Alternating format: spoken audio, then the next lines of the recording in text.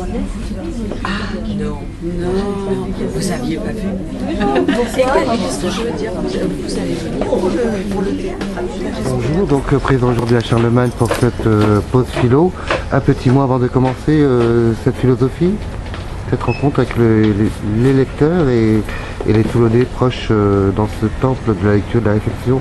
Oui, c'est une très belle librairie où je suis très contente de revenir, où j'étais venue en septembre déjà, puisque j'avais fait, je fais des choses par ici. Je fais partie d'une association qui s'appelle les Amis de la Villa de Tamaris, et on organise des rencontres d'écrivains. Donc on avait organisé une rencontre en septembre et j'ai eu la chance de venir à cette librairie Charlemagne, donc je reviens aujourd'hui très heureuse pour parler de ce livre qui est sorti entre-temps, La chair du temps.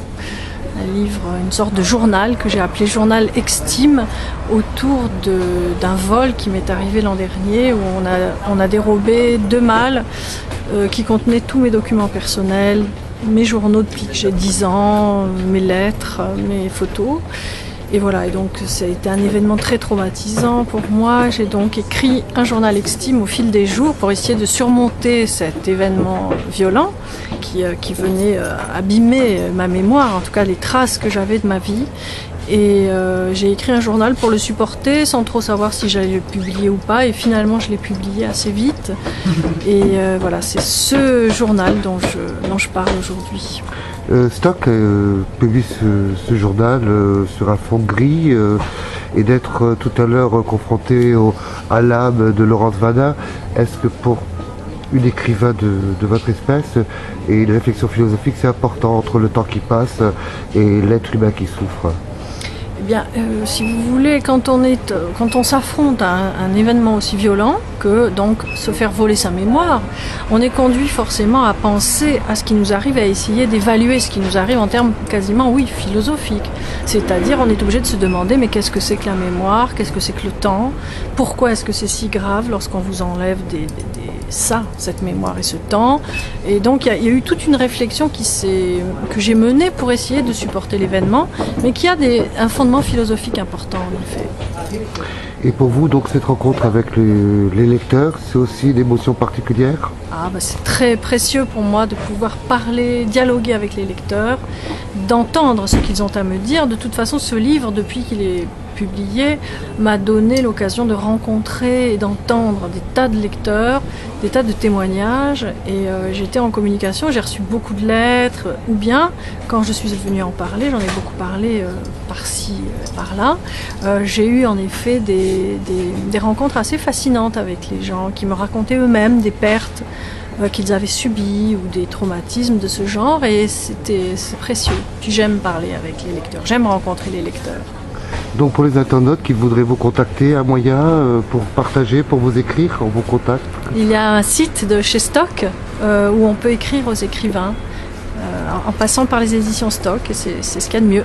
On vous remercie beaucoup et on vous souhaite un excellent moment en cette librairie Charlemagne. Merci.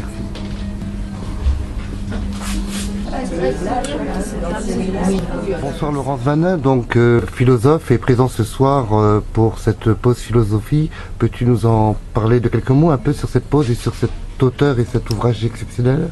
Oui, nous allons parler avec Belinda Callon de tout ce qui est en rapport avec La chair du temps, son dernier ouvrage. Et cela va nous permettre, en tant que, pour ma part philosophe et littéraire, d'aborder la question de la mémoire, la question aussi du souvenir et comment les souvenirs viennent malgré nous à la surface de notre conscience et nous rappellent de belles choses. Et par moments, quand nous les cherchons, eh bien, ils nous échappent un peu. Ce qui fait que c'est une quête du passé qui va se livrer ce soir. Quel sentiment procure de rencontrer une auteure un peu humaine face à un public humain? Quelle philosophie et quel enseignement peut-on tirer? J'ai surtout un grand sentiment pour un penseur comme Bergson qui a parlé de la mémoire en disant qu'il y en a de 2 types. Une première qui serait presque mécanique, on apprend, on compte et on récite. Et puis une qui serait plus sentimentale, affective. Celle qui fait qu'on se souvient où l'on a appris, avec qui, en compagnie de quel maître. Et à partir de ce moment-là, ça devient la traversée, on va dire, de quelque chose de beaucoup plus intime. Autrement, Laurence Vannin, donc philosophe, vous avez une web TV un peu. Est-ce que vous pouvez donner un peu vos contacts pour que les internautes puissent vous suivre tout au long de l'année et sur les réseaux sociaux, sur Internet, sur le web? Oui, on peut me retrouver sur Facebook, j'ai une page complètement libre. Et puis sinon sur YouTube, j'ai créé une chaîne où depuis quelques temps, je mets en ligne des petites vidéos avec des extraits de mes livres que j'ai mis en œuvre avec quelques petits personnages un peu modernes, avec un peu du côté Playmobil. Donc ça donne la possibilité d'aborder une philosophie plus légère, mais en même temps avec une profondeur si on se donne la peine d'écouter. Donc la proximité cette année, 2012, un petit peu dans la philosophie, un autre regard, une autre pensée profonde? Oui, parce que j'ai écrit un ouvrage qui s'appelle Les philosophes vus autrement et on parle de la vie anecdotique des grands penseurs et puis leur côté assez particulier, mettre en conformité sa pensée et ses actes. Et puis d'un autre côté, je suis directrice de la collection La Philo ouverte à tous et c'est vrai que la vulgarisation est un aspect, il me semble, de la philosophie à ne pas négliger, même si par ailleurs on peut faire de la philosophie d'un point de vue très scientifique. Donc maintenant, on va rejoindre le public pour passer ce moment, cette pause philosophie aujourd'hui à Charlemagne. Merci à vous. Merci beaucoup.